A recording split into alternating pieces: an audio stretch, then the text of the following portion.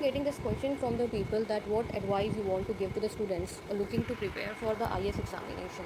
So, guys, I want to say one very important thing to you. I avoid giving gyan to the people. I mean, most of the people think it in other way around. Okay, but I want to bring some facts and figures in front of you so you understand what is the reality of UPSC examination preparation. You will get the answer of this question whether you should prepare for UPSC examination or not, or IS examination is for you or not. Remember that the odds of getting into top civil services IAS, IPS, IFS are probably 200 to 300 out of 10 lakhs. Means 10 lakh बच्चे जो कि apply करते हैं UPSC examination के लिए, उसमें से कितने सेलेक्ट होते हैं?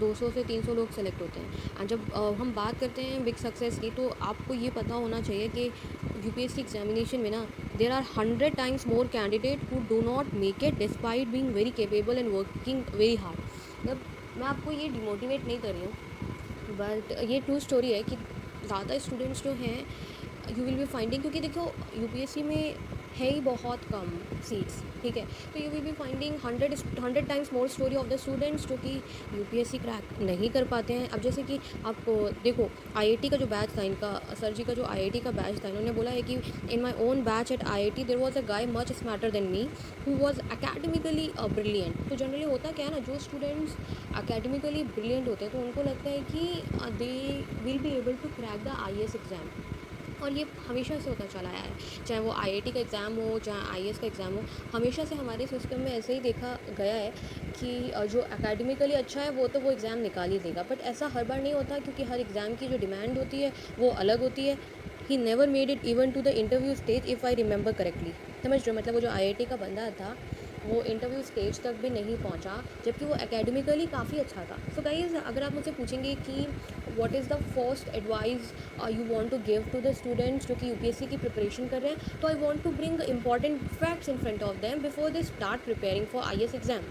कोई डालिमा नहीं होना चाहिए। अब अभी मैं आपको ये आईआईटी का एग्जाम्पल दे रही हूँ, but I have read somewhere कि एक नॉर्मल स्कूल से, मतलब नॉर्मल कॉलेज से जिसने इंजीनियरिंग करी है उसने भी आईएएस का एग्ज़ाम निकाला है। जैसे कि अगर हम बात करें जुनैद अहमद सर, उन्होंने,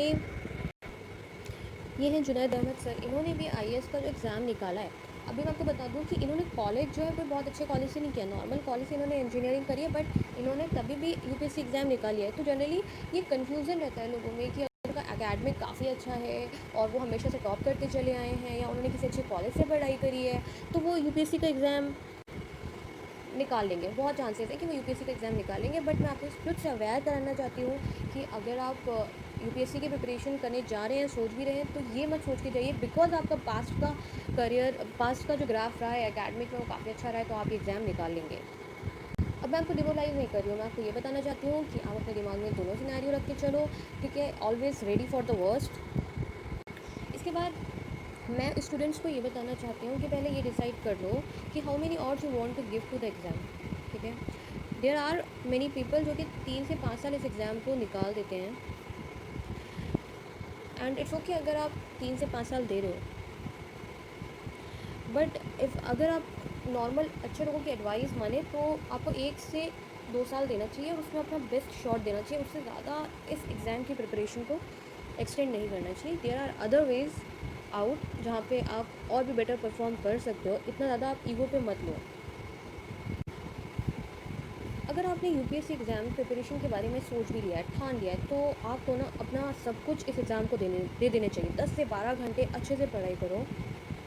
एंड अगेन, मैंने लोगों को देखा है कि मैंने 10 से 12 घंटे पढ़ाई करी, but I always say it's the quality that you bring into the. और आई रिपीट, जब भी यूपीएससी एग्ज़ाम प्रिपरेशन की बात आती है तो लोग यही बोलते हैं कि भाई हमने तो 10 से 12 घंटे पढ़ाई करी, उसके बावजूद भी हमारा एग्ज़ाम नहीं निकला, because you did not bring the quality in those 10 to 12 hours. Quality matters not quantity.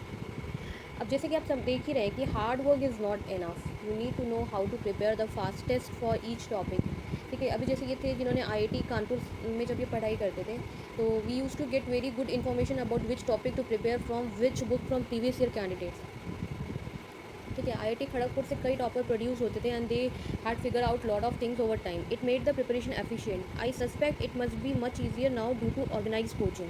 तो अभी देखो, कई लोगों का कहना है कि कोचिंग ज्वाइन करनी चाहिए कि नहीं जब वो यूपीएससी एग्ज़ाम प्रिपरेशन करने जा रहे होते हैं। तो मेरा एडवाइस ये है कि आपको कोचिंग ज्वाइन करनी चाहिए, क्योंकि वो सब पॉइंट्स जो हैं, कैसे किस बुक से क्या पढ़ना है क्या नहीं पढ़ना है, वो कोचिंग ने ऑलरेडी फिगर आउट कर रखा होता है। जैसे हम इसने स्कूलिंग करी, जैसे हमने अपना कॉलेज किया, तो वो सब स्मूथली हमारी गाड़ी करती गई, क्योंकि हमारे साथ ऊपर नीचे सीनियर्स थे, फैकल्टीज़ थी, हमारे पास एक सपोर्ट सिस्टम था जो हमें गाइड कर रहा था, समझ रहे हो। तो वैसे ही अगर यूपीएससी एग्ज़ाम प्रिपरेशन में भी यही होता है कि आपको ज़रूर ही एक सपोर्ट सिस्टम जो कि कोचिंग है उसका इस्तेमाल करना चाहिए। तो दोस्तों, ये मेरी कुछ एडवाइस हैं और कुछ थॉट्स हैं जो मैं आपको बताना चाहती थी अगर आप यूपीएससी एग्ज़ाम प्रिपरेशन के लिए जा रहे हैं।